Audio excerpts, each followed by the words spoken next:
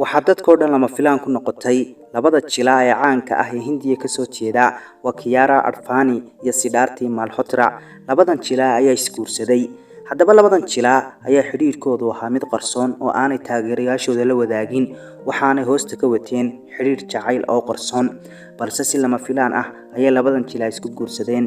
Haddaba labadan jilaa xiriirkoodii jacayl ay qarinayeen wuxuu isku bedelay guur, dadkana lama filaan ayay ku noqotay.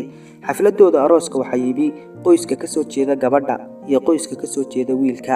Waxaa kaloo yimi dad badan oo caan ah, waxaa ka mid ah filim sameeye Karan Johar, iyo waxaa kaloo yimi aktarka caanka ah ee la yiraahdo Shahid Kapoor iyo xaaskiisa Meera. Waxaa kaloo yimi nashqadeeyaha faashiyonka Manish Malhotra. waxaa kaloo xafladda yimi dad kale oo caan ah. Wararka Hindiya ka soo baxaya ayaa sheegaya Siddharth Malhotra inuu aabihii xanuunsaday, isagoo xafladda ku sugan ayuu matag ku soo booday, kadibna isbitaalka ayaa la geeyay. Taageerayaasha jilaaga Siddharth Malhotra ayaa hambalyo u soo diray isagiyo xaaskiisa cusub ee Kiara Advani.